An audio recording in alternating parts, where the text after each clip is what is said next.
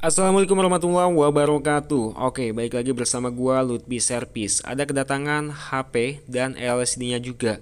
Poco M3. Di sini gua juga lagi servis Realme 3 Pro pergantian LCD. Jadi kita geser aja terlebih dahulu. Karena untuk HP yang Poco M3 ini ditunggu sama user. User membawa LCD-nya langsung ke tempat servis kita tanpa kita harus menyediakan LCD. Nah, pertanyaannya, berapa sih jasa yang harus diberikan kepada kita ketika kita hanya memasangkan LCD-nya aja di sini? Nah, untuk di tempat gua itu, gua sering banget ya ketika HP apapun itu melakukan pergantian LCD dan user membawa LCD-nya itu sendiri, gua selalu memberikan jasa untuk gua itu sebesar 100.000 rupiah. Mau tidak mau, kalau tidak mau ya gua cancel ya. Karena kita itu tetap menjaga harga servisan dan harga tersebut itu harga paling minimal teman-teman. Kalau misalkan kita melakukan pergantian LCD, user bawa LCD-nya itu sendiri. Apalagi untuk HP Poco M3 ini. Misalkan kalau harga LCD-nya Rp150.000, terus user bawa LCD-nya, terus ketika kita melakukan servisan itu ada kegagalan dalam proses pemasangan LCD, itu siapa yang tanggung jawab? Ya kita ya, sebagai user, tukang servis yang servis, kitalah yang bertanggung jawab atas apa yang terjadi pada apa yang kita servis. Misalkan ketika kita mengganti LCD Poco M3 ini, kita mengalami kegagalan ya, maka kitalah yang harus mengganti LCD tersebut karena kitalah nahkodanya yang mengatur semuanya di sini. Oke, jadi sebelum teman-teman pasang LCD-nya, ya teman-teman harus mencoba dulu di sini. Oke ya. LCD sudah nampil Poco dan sudah oke untuk layarnya. Jadi untuk mengecek touchscreen itu ada lagi di bagian bawah. Jadi ada dua soket ya. Yang pertama soket touchscreen dan yang kedua soket LCD. Jadi kita copot aja terlebih dahulu untuk baterainya di sini. Untuk mencopot baterai di Xiaomi itu lumayan sulit sih teman-teman. Jadi ketika kita mencopot baterai di Xiaomi itu enggak kayak Realme, enggak bisa ditarik ya, melainkan kita itu harus menggunakan tool. Ya di sini gua menggunakan tool Mika ya, yang bisa teman-teman cari di bekas tempered glass ataupun anti gores. Biasanya itu ada ya teman-teman. Di sini pun juga gua menggunakan tool Mika yang suka disebutnya itu tool Mika ataupun tool yang sangat tipis ya, berbentuk plastik tapi dia itu uh, memiliki tekstur yang kuat. Jadi sini gue menggunakan tool ini dan juga menggunakan bantuan thinner agar si lemnya itu mudah kita lepas ya. Jadi kalau menggunakan thinner itu biasa si lemnya itu mudah meleleh.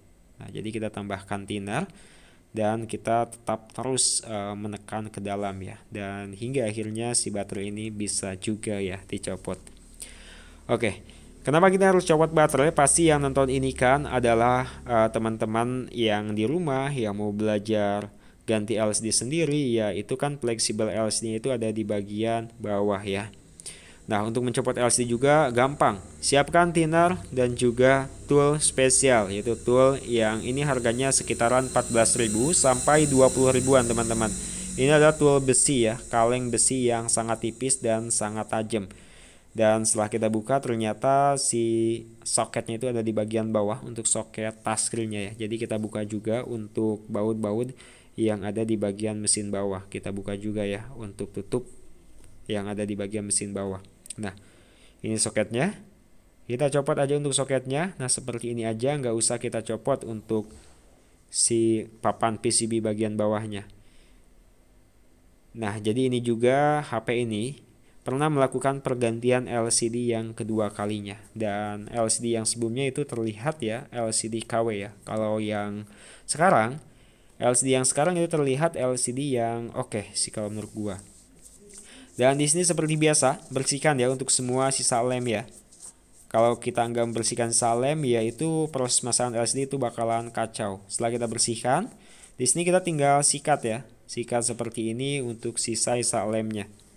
Nah, sikat teman-teman bisa dengan menggunakan bantuan thinner. Nah, bersihkan ya seperti ini hingga semuanya itu benar-benar bersih ya. Dan kalau kita bersihkan dengan menggunakan thinner itu bakalan kelihatan ya, masih ada bekas sisa lemnya. Jadi kita tinggal bersihkan lagi dengan menggunakan pinset dan sikat kembali agar semuanya itu benar-benar bersih ya seperti ini. Usahakan itu harus benar-benar bersih. Kalau nggak bersih itu nanti kurang presisi ya teman-teman. Jadi kalau kita itu mau servis, kita itu harus benar-benar memastikan bahwa servisan kita itu berkualitas. Walaupun harga servisannya itu mahal, tapi jasa kita itu berkualitas dan memuaskan user ya. Kalau begitu kan user juga nggak bakalan kecewa dan HP-nya pun juga bakalan dipakai dengan enak dan juga nyaman teman-teman. Jadi sini langkah selanjutnya kita harus mencoba kembali untuk LCD-nya apakah bagus atau tidaknya ya. Karena tadi kita baru mencoba untuk kondisi dari layarnya ya. Kita belum mencoba untuk kondisi dari touchscreen-nya. Kita bakal mencoba untuk kondisi dari touchscreen-nya apakah bagus atau tidak. Soket atas dan juga soket bawah itu harus menempel ya teman-teman. Kalau nggak nempel ya nggak bakalan nyala. Nah di sini kita coba untuk nyalakan untuk HP-nya. Kalau mau nyalakan dalam kondisi nggak ada tutup mesin, teman-teman harus menekan ya, menekan mesinnya itu ke bawah. Jika tidak, itu HP-nya itu nggak bakalan nyala. Oke.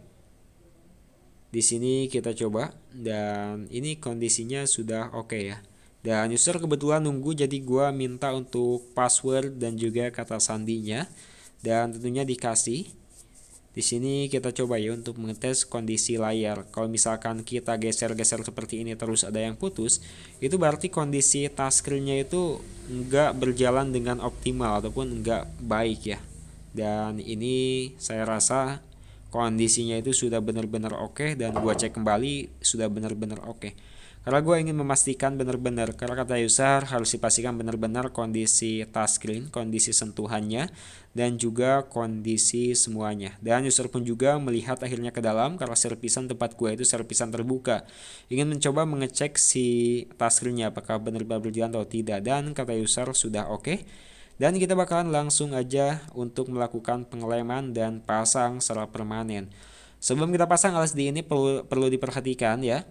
Kita itu harus mencopot si lakban ya yang ada ataupun menempel pada LCD. Dan di sini gua menggunakan lem LCD yang Janlida karena lem ini sangat mudah ataupun cepat kering dan lem ini menurut gua lem yang terbaik ketimbang lem T8000 yang merek mekanik.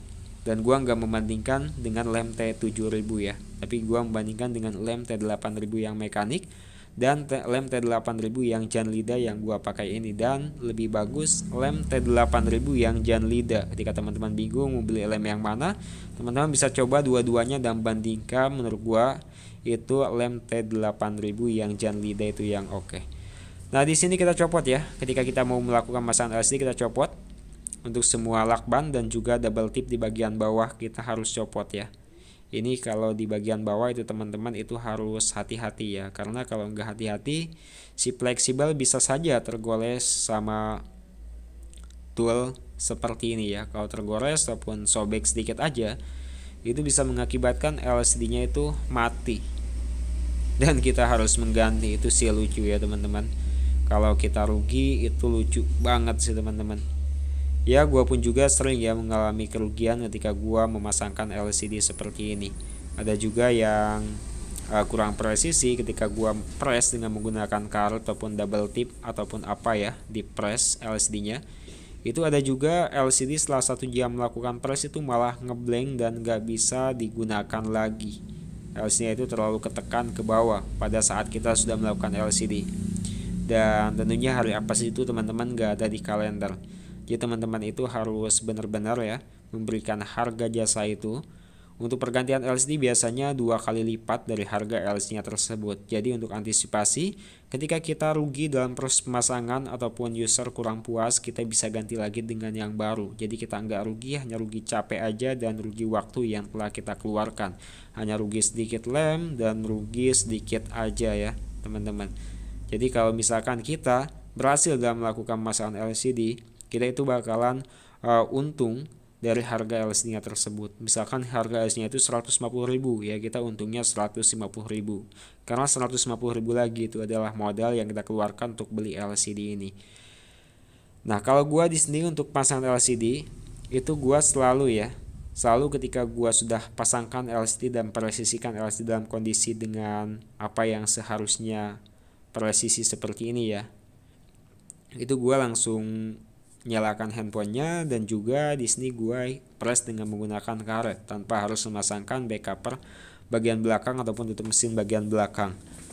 Jadi usahakan agar lem-lemnya itu tidak kering terlebih dahulu ya. Jadi kita langsung press sekitar 10 menitan kalau misalkan user menunggu. Dan ketika kita sudah press, kita bisa pasangkan untuk back cover bagian belakang ataupun tutup mesin bagian belakang, dan kita pasangkan kembali untuk karetnya dan bilang ke user bahwa karet ini bisa dibuka dalam 1 jam mendatang. Takutnya lemnya nggak kering dan user bakalan balik lagi ke kita dan kita disuruh buat lem lagi, dan itu sangat konyol sekali teman-teman. Nah, jadi press seperti ini ya, dengan menggunakan karet, mau 1 kali balikan ataupun 2 kali balikan, itu tergantung dari karetnya. Kalau misalkan teman-teman menggunakan karet yang lama, lingkarannya itu sudah membesar, jadi bisa menggunakan 2 putaran ya, 2 putaran seperti ini. Nah, besarkan dulu ya seperti ini untuk lingkarannya. Nah, teman-teman bisa melakukan 2 kali putaran seperti ini supaya benar-benar si karetnya itu menekan dan LC-nya itu beneran presisi ya ke tempatnya. Nah, kita lihat sudah presisi dan kita cek ya, kita nyalakan untuk HP-nya apakah menyala atau tidak. Tekan mesinnya ke bawah supaya si pin out dari itunya benar-benar bisa. Oke. Dan ini sudah normal.